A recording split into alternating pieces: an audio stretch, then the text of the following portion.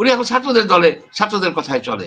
এখন অনেক সময় হয় কি, আপনি দেখবেন অনেক বুড়ো হয়ে গেলে নাতিদের উপর নির্ভর করে, এই দাদারা, নানারা, আমি লক্ষ্য করছি।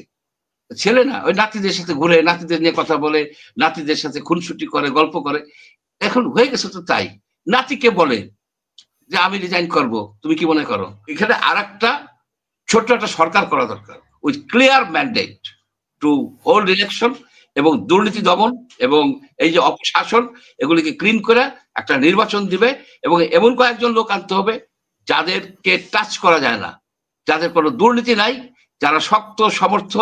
এসবের ইউনূস সাহেবের তদন্ত হলে দেখা যাবে সে অনেক কিছুতে আটকে যাচ্ছে। আমি মনে করি কি, যে এখনো সময় আছে, এই জাতিকে বাঁচাতে হলে ইউনূস সরকারকে সরাই দিতে হবে, সরাই দিয়ে আর একটা সরকার গঠন করতে হবে। সেই সরকার হবে এমন একটা সরকার, শক্ত সরকার, অনেক লোকের দরকার নাই, এবং তারা ইলেকশন দিবে, তারা জাতিকে দুর্নীতিমুক্ত করবে, চাঁদাবাজ মুক্ত করবে, কঠিন ভাবে ছাত্রদেরকে তাদের ক্লাসে ফিরিয়ে নিবে, শ্রমিকদের তার কারখানায় ফিরিয়ে নিবে। আস্থা আনতে হবে, আস্থাহীন হয়ে গেছে। আপনার একজনের কথা শুনলাম, সে নাকি একটা সন্ত্রাসী অর্গানাইজেশনের মেম্বার, তার নাকি কোন রকমের সিকিউরিটি চেকই হয়নি, সিকিউরিটি চেকই হয়নি। ডক্টর ইউনূসকে আমরা সবাই সাপোর্ট করছি। তাজ হাসমি সাহেব তো সিরিয়াস সাপোর্টার ছিল, আমার মনে আছে, আপনার সাথে টকশো করছি, আমিও ছিলাম। আমরা তো মনে করছি যে ডক্টর ইউনূসের নেতৃত্বে দেশটা এবার একটু ভালো দিকে যাবে, ভালো দিকে যাবে। এবং নির্বাচন তো পরের কথা, নির্বাচনের আগে যে এই দেশকে কলুষ মুক্ত করা, দেশকে দুর্নীতি মুক্ত করা, দেশের যে অপশাসন, এই যে মব জাস্টিস, এখনো তো ডাকাতি হয়, বিহারিরা ডাকাতি করে বেড়াইতেছে, মব জাস্টিস করতেছে, বিহারির বাচ্চারা। এই যে ইসের আপনার দেখেন, সেখানে কিন্তু কালকে 4 কোটি না 3 কোটি টাকা পাইছে এই মাদকের একটা আখড়া, এবং তারা আবার মব জাস্টিস করে, জায়গায় জায়গায় যায়। এক বেচারা বই ছাপাইছে, এই বঙ্গবন্ধুর উপরে একটা বই ছাপাইছে, এটা তো ক্রাইম। সে তো জিয়া রহমানের বই ছাপাইছে, সেটা পাবলিশার, তাকে যে হাজির হয়েছে যে তুমি আওয়ামী লীগের লোক, সেটা বই ছাপাইছে, তার অসুবিধাটা হয়েছে কি? ইউপিএল বই ছাপায় নাই, অসমাপ্ত আত্মজীবনী, কোন দোষ হয়েছে? টাকা দিছে, সে ছাপাইছে। এখন এই ধরনের নানাবিধ, আপনি যদি ইউনূস সরকারের এগেইনস্টে একটা কথা বলেন, কিছু লোক এসে বলবে কি এই 16 বছর কোথায় ছিলা তুমি? আরে ভাই, এই 16 বছর আমরা বাক স্বাধীনতার জন্য, মানব অধিকারের জন্য অনেক কিছু করছি। তোমরা এই দেখো নাই, তোমরা দেখো নাই, তোমরা লুটপাটে জড়িত ছিলা। অনেক কথা ছাত্রলীগ করছে, এখন এক ছাত্রলীগ হয়ে তারা চাঁদাবাজি করছে, সে কথাও বলে, এখন বিপ্লবী সেজে গেছে। এখন কোশ্চেনটা হইতেছে কি, যে এখানে যদি ওই যে ডক্টর ইউনূস যদি ফেয়ার হইতো, উনি বলেছিল যে কি আমাদের প্রাথমিক ছাত্ররা হচ্ছে আমাদের প্রাথমিক এমপ্লয়ার, আমার প্রাথমিক এমপ্লয়ার।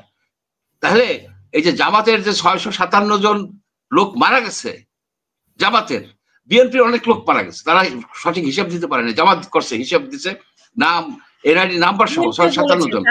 জামাত তোমার এমপ্লয় 450 না 400 এরকম বিএনপি পক্ষ থেকে সাধারণ লোকজন শুধু ছাত্ররা করছে, শুধু কি ছাত্ররাই? উনি এখন ছাত্রদের দলে, ছাত্রদের কথায় চলে।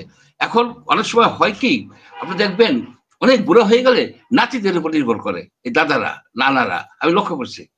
ছেলে না, ওই নাতিদের সাথে ঘুরে, নাতিদের নিয়ে কথা বলে, নাতিদের সাথে খুনসুটি করে, গল্প করে। এখন হয়ে গেছে তো তাই। নাতিকে বলে যে আমি রিজাইন করব, তুমি কি মনে করো? নাতি যাই বলে।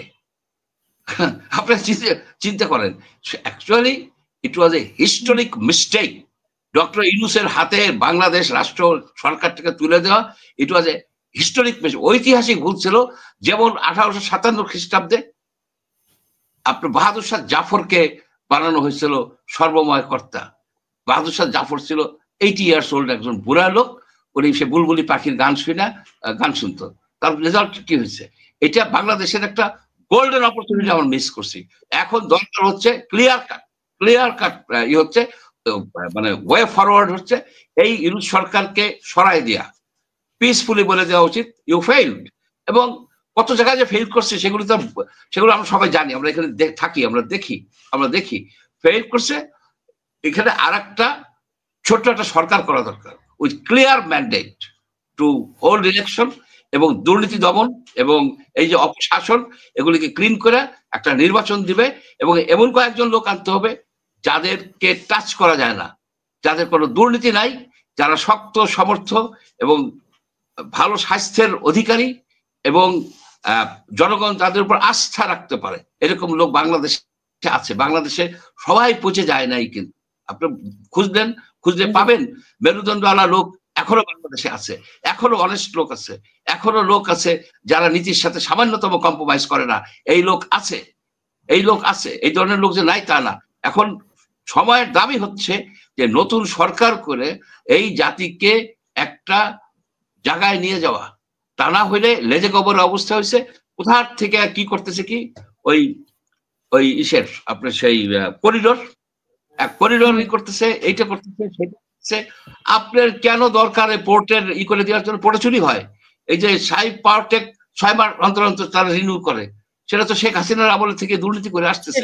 আপনার যদি দিতেই হয় তা আপনি টেন্ডার করেন নাই কেন? আপনি কেন কোথা থেকে ধরে নিয়ে আসলেন একটা কোম্পানি? ভালো কোম্পানি হতে পারে, কিন্তু আপনি যে ডিপি ওয়ার্ল্ডকে আইনা হাতে ধরাই দিলেন, it is run by the ইন্ডিয়ানদের। এখানে কত 30 জন 35 জন ইন্ডিয়ান অপারেটর অলরেডি ঢুকে গেছে, মানে বুঝে নেওয়ার আগেই তারা ঢুকে গেছে। এখন আপনি ইন্টারন্যাশনাল টেন্ডার করেন নাই কেন? আমি তো মনে করি এখানে টাকা পয়সা লেনদেন হয়েছে, বড় ধরনের লেনদেন হয়েছে। আমাকে আপনি ঠেকাবেন কেমনে? আপনি ইন্টারন্যাশনাল টেন্ডার করেন, তারপর আপনি কোথা থেকে ধরে নিয়ে আসছেন এই এজেন্টকে? কোথায় কোন এজেন্ট হয়ে বসে আছে?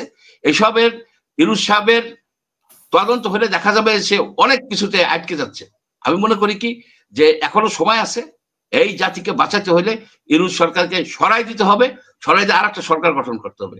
সেই সরকার হবে এমন একটা সরকার, শক্ত সরকার, অনেক লোকের দরকার নাই। এবং তারা ইলেকশন দিবে, তারা জাতিকে দুর্নীতিমুক্ত করবে, চাঁদাবাজ মুক্ত করবে, কঠিন ভাবে ছাত্রদেরকে তাদের ক্লাসে ফিরিয়ে নেবে, শ্রমিকদের তার কারখানায় ফিরিয়ে নেবে। আস্থা আনতে হবে, আস্থাহীন হয়ে গেছে।